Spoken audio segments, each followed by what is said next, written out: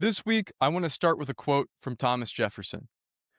Were it left to me to decide whether we should have a government without newspapers or newspapers without a government, I should not hesitate a moment to prefer the latter. Jefferson understood something that still matters today. A free society depends on access to information. Not perfect information, not comfortable information, but open information. Today, we live in one of the most information-saturated environments in human history. Every day, we are flooded with headlines, breaking news alerts, social media reactions, and expert opinions. But more information has not made the world easier to understand. In fact, in many ways, it has made it harder to understand. The challenge is not finding information today. Instead, it is separating the signals from the noise, and that is what this show is about. This is Signals Over Noise, where we analyze open source information using a structured framework to better understand risk, alignment, and escalation, both at home and abroad. This week, we are tracking major signals across every region, from domestic tensions in the United States to great power competition in Europe and the Indo-Pacific.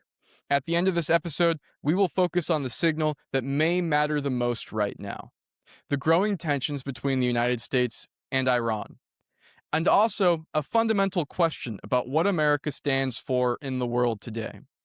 Because sometimes the most important signals are not just about what is happening, but about what choices remain. Here's how we're going to break down the signals from this week. We will start in North America, where major legal and political developments are raising questions about economic policy and public trust. Then we'll move to South America, where political and economic pressures continue to reshape regional stability. From there, we will go to Europe, where strategic competition and domestic tensions are beginning to interact. Next, we'll look at Africa, where security conditions and external influence continue to evolve. Then we'll move to the Indo-Pacific, where long-term strategic competition remains the defining signal. Finally, we'll close in the Middle East, where tensions between the United States and Iran and Israel may represent the most important escalation signal in the world right now. So let's start in North America. We start this week where the biggest signals center on economic policy, institutional authority, and public trust. The first major development comes from the Supreme Court, where the legal foundation for tariffs imposed under emergency authorities is now under intense scrutiny. The case centers on whether emergency powers originally justified on national security grounds can continue to be used to shape long-term economic policy, particularly the tariffs affecting trade with Canada or other partners.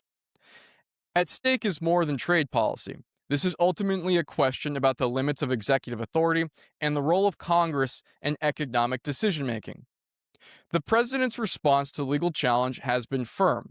The administration argues that the tariffs are necessary to protect American industry and national security interests. Meanwhile, supporters see this as a legitimate use of executive authority in an era of strategic competition. Critics argue that emergency powers are being used to bypass Congress and normalize extraordinary authorities as just routine policy tools. The tension between urgency and process is one of the defining political signals in the United States right now. But the second major signal in North America is not economic, it is institutional.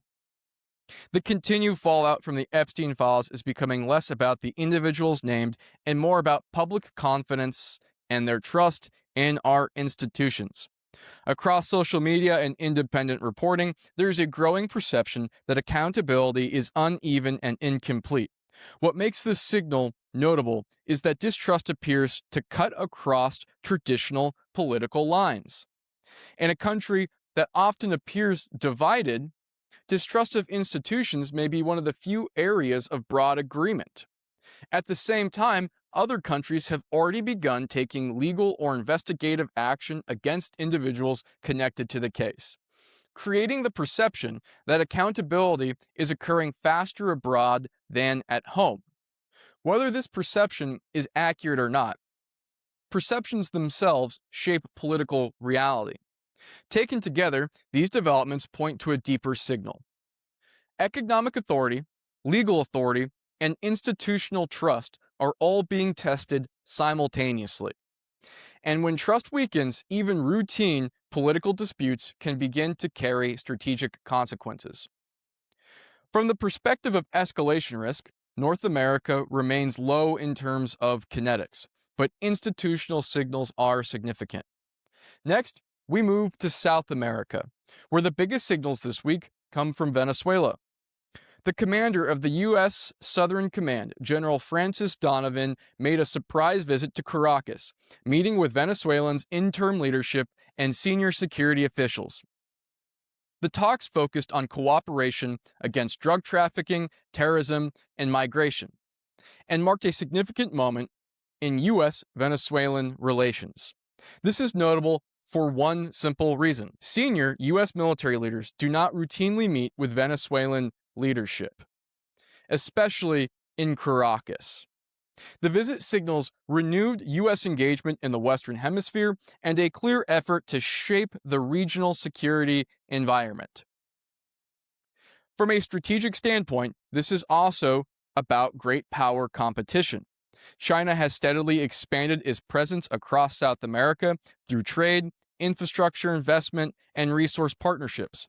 Beijing is now a major economic actor in the region, securing access to commodities and financing large infrastructure projects. Brazil remains one of the largest destinations for Chinese investment, and China is a major buyer of South American agriculture and energy exports. China-backed projects, including major infrastructure, such as the Chinese-controlled port at Chanquete, Peru, designed to connect South American resources directly to Asian markets. What we are seeing is not a crisis, it is strategic positioning. The United States is increasing diplomatic and military engagements in the region. China is continuing to expand its economic influence. From a kinetic standpoint, the region remains low. But from an alignment perspective, South America is becoming increasingly important in long-term competition between major powers.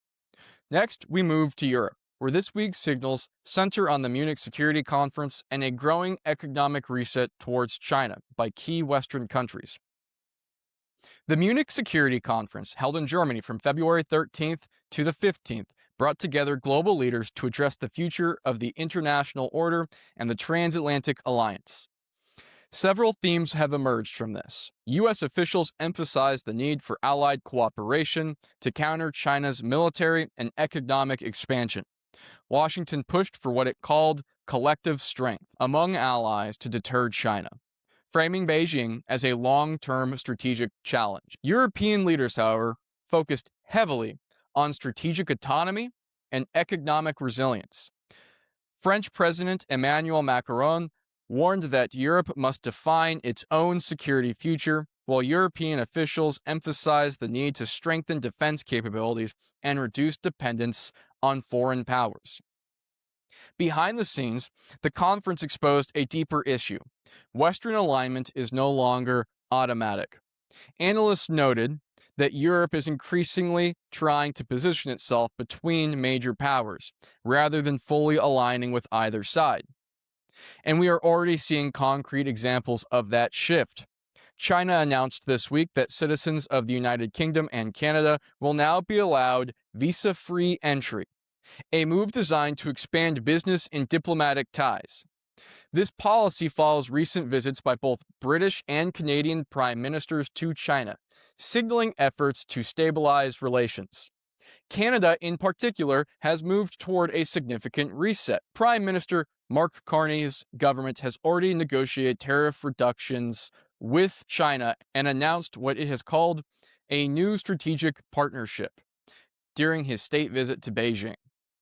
Canadian and Chinese foreign ministers also met at the Munich Security Conference itself, with both sides describing recent diplomatic engagement as productive and marking the start of a new phase in relations. Meanwhile, across Europe, economic ties with China remain strong despite political concerns. Diplomatic channels have reopened after recent trade tensions, and European governments are pursuing what analysts describe as cautious engagement rather than full economic separation. Taken together, the signal from Europe is clear. Security alignment with the United States remains strong, but economic alignment is becoming more flexible. From a kinetic perspective, Europe remains dominated by deterrence and the ongoing war in Ukraine. But from an alignment perspective, the Munich Security Conference showed that Western unity is becoming more conditional, especially when economic interests are involved. Next, we move to Africa, where external influence and internal instability continue to reshape the strategic environment. The most concrete development comes from Nigeria, where roughly 100 U.S. troops have deployed to support training and intelligence cooperation with Nigerian forces as they fight extremist groups, including Boko Haram and the Islamic State affiliates. This development was requested by the Nigerian government and is focused on training and technical support rather than combat operations. This development reflects a broader U.S. effort to maintain influence in a region that has become increasingly unstable. The Sahel region, including Mali and Niger, has seen a steady rise in militant activity, including a major Islamic State attack in January on the international airport and airbase in Niamey, Niger, where militants used drones and heavy weapons to damage aircraft and temporarily seize parts of the facility. At the same time, Africa is becoming a major arena for great power competition. Russia continues to expand its security presence across the continent through Wagner's successor forces and the Africa Corps, supporting governments in countries like Mali and the Central African Republic, while combining military support with political influence and resource access. Recent reporting indicates that Russia is increasingly formalizing this presence, shifting influence operations from private mercenary structures towards direct state control. Meanwhile, the United States is cautiously re-engaging diplomatically in the Sahel, including ties with Mali's military government amid intensifying strategic competition. Taken together, the signal from Africa is clear. Security conditions are deteriorating in key regions. External powers are competing for influence, and local governments are increasingly choosing partners based on immediate security needs rather than long-term alignment. From a kinetic perspective, Africa remains a region of persistent conflict, but from an alignment perspective, the most important signal may be this: Africa is becoming a long-term battleground for influence between outside powers. Next, we move to the Pacific, where strategic competition continues to reshape the global balance of power. The most significant development comes from the Philippines, where the United States announced plans to deploy additional advanced missile systems and unmanned systems as part of an expanded defense cooperation. These systems include mid-range ballistic missile launchers and anti-ship weapons positioned along the northern Philippines, placing parts of China within range. Washington and Manila also reaffirmed their mutual defense commitments and condemned what they described as China's coercive and aggressive actions in the South China Sea. This represents a clear strengthening of the first island chain deterrence posture, one of the core pillars of the U.S. Indo-Pacific strategy. At the same time, the United States is expanding surveillance across the region. New deployments of MQ-9 Reaper drones are being used to track Chinese naval and air activity across the Pacific, creating a more persistent picture of Chinese military movements. A second major signal comes from Taiwan, where political delays are holding up a $40 billion defense budget that Taiwan's government says is essential to maintaining the island's defensive posture against China. Taiwanese officials warned the delay could create a rupture in the joint defense line with partners. This makes this not just a budget issue, but also a readiness signal. And finally, major multinational exercises continue across the region. The naval exercise Milan 2026 is now underway in the Bay of Bengal, including ships, submarines, aircraft, and carrier operations designed to improve interoperability among Indo-Pacific partners and reinforce what participants describe as a rules-based maritime order. Taken together, the Indo-Pacific signal this week is unusually clear. Missile deployments are expanding, surveillance networks are growing, regional militaries are training together, and Taiwan's defense posture remains under pressure. From a kinetic standpoint, the region remains below the threshold of conflict. But from a deterrence standpoint, this may be the most actively shaping theater in the world right now. Next, we move to the Middle East, where tensions between the United States and Iran may be the world's most important escalation signal right now. We close this week in the Middle East, and the first signal connects directly to developments we have been tracking in the United States, the global fallout from the Epstein files. One of the most significant consequences this week was the removal of Sultan Hamad bin Sulayem, one of the most influential business figures in the Gulf, and a longtime head of the DP World, one of the world's largest port operators. Bin Sulayem resigned after newly released Epstein documents revealed extensive contacts with Jeffrey Epstein, triggering investor pressure and international scrutiny. DP World is not just a minor company. It handles a significant share of global maritime trade and operates major ports across the Middle East and the rest of the world. This resignation shows something important. The Epstein files are no longer just an American political story. They are producing real consequences at the highest levels of international business and government. Investors suspended funding and leadership changes followed quickly, demonstrating that accountability pressures often move faster internationally than they do in the United States. That alone makes this a strategic signal, not just a scandal. Because when elite networks are exposed, the effects ripple outward into diplomacy, economics, and global trust. But the second signal in the Middle East is far more immediate and potentially far more dangerous. This week, the president made it clear that military action is a real possibility. When asked directly about potential military action, the president said he was considering limited strikes against Iran if negotiations fail. He also warned Iran that if nuclear agreement is not reached within the next 10 to 15 days, really bad things could happen. And that is a direct quote. Behind the scenes, the military appears to be preparing for that possibility. Defense sources have indicated that U.S. forces could be ready to conduct strikes as early as this weekend, as we are recording this episode, though no final decision has been made. Planning reportedly includes operations for targeted strikes against nuclear facilities and security infrastructure, and potentially a sustained campaign lasting weeks if required.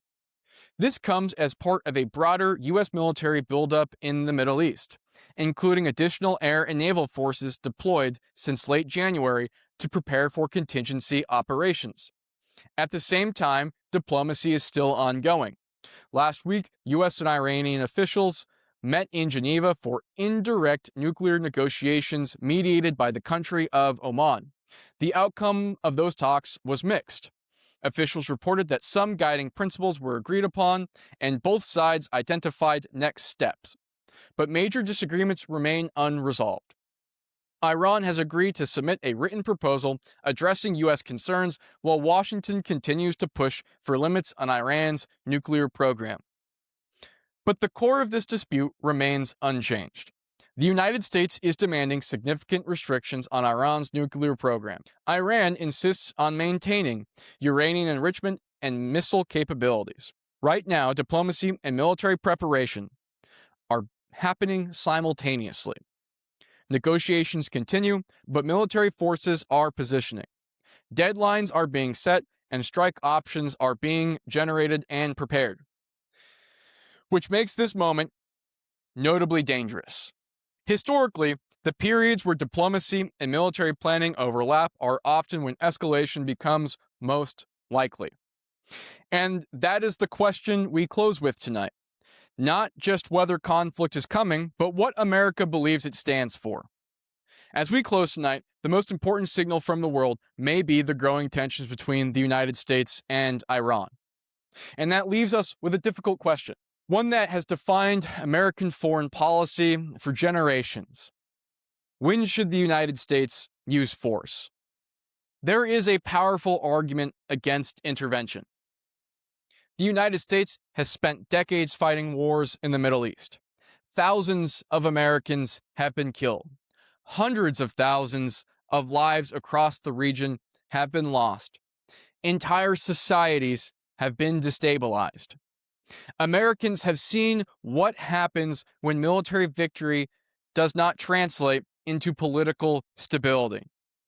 We know that removing threats is often easier than building peace. And there is a real danger that another conflict in the region could cost lives without producing lasting security.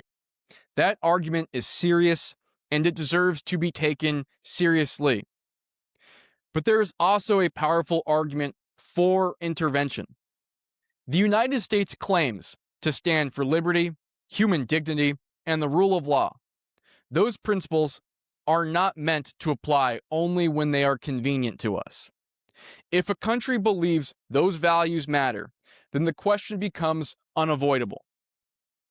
Do they matter everywhere, or just here at home, or just when the cost is low? There are moments in history when failing to act carries its own risks. Moments when inaction can allow threats to grow, or allow injustice to continue unchecked. And history shows that sometimes the cost of waiting can be higher than the cost of acting. That is also a serious argument, especially in the context that in this year alone, Iran at the low end has been accused of killing thousands of protesters, while at the high end being accused of killing tens of thousands of protesters. And these arguments deserve to be taken just as seriously as the former. But there's an uncomfortable truth about those arguments. They both can be correct and true at the same time. Intervention can be both necessary and dangerous. Restraint can be both wise and costly. Statesmanship begins with recognizing that hard choices rarely have clean answers. And the signals we are seeing right now suggest the United States may soon face one of those choices again. Because the most important signals are not about what will happen, sometimes they're about what must still be decided. And right now, we must decide who we are, what we stand for, and what cost is worth paying to stand for our guiding principles. Statesmanship requires more than strength, it requires clarity. This has been Signals Over Noise. If you found value in this analysis, share it with someone who wants a cleaner picture of the world around them. And until next time, stay focused on the signals.